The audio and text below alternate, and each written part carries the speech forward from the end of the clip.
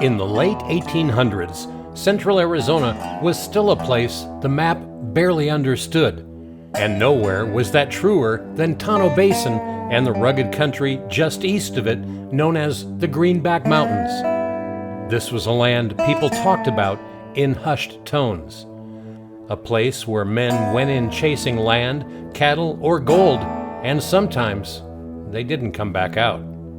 And that reputation didn't come from legend alone, it came from life as it really was. Tonto Basin sat at a crossroads of worlds.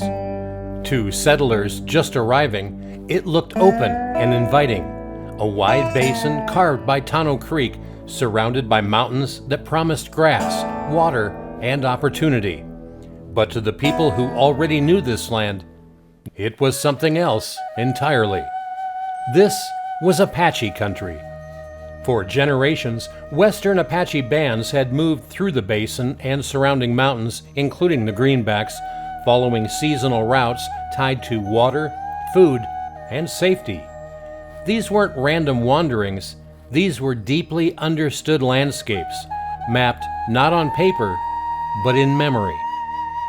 When outsiders arrived in the 1860s and 1870s, they didn't walk into empty land, they walked into someone else's home.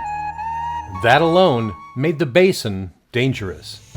But the land itself did most of the work.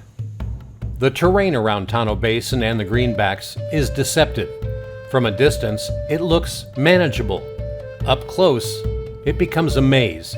Steep canyons, thick brush, sudden elevation changes, and water sources that disappear without warning. In summer, the heat could kill quietly.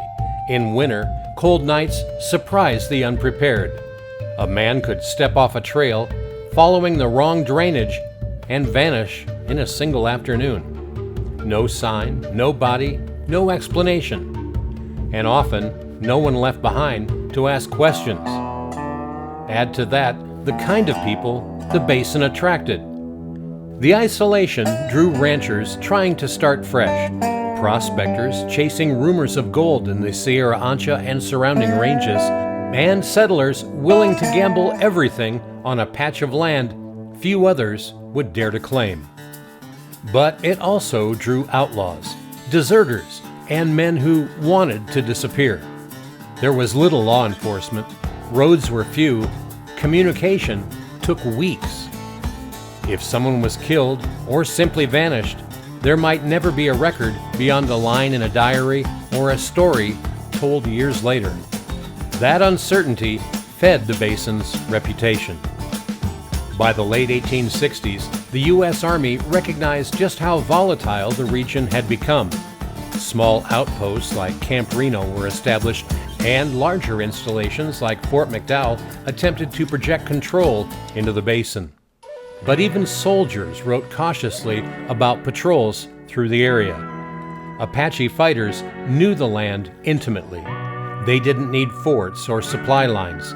The canyons, ridges, and hidden springs of the Greenback and Basin were their defense. Pursuing forces often found themselves exhausted, disoriented, and outmatched by terrain they didn't understand. That wasn't constant warfare, but it was constant tension.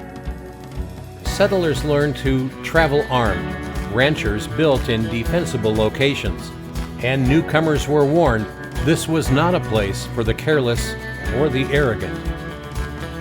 Stories followed of prospectors who never returned, of ranch hands who rode out to check cattle and were never seen again, of camps found abandoned, fires cold, horses gone. Some of those stories involve violence. Some involved the land itself. Many were never explained at all. And that's what made the legends stick.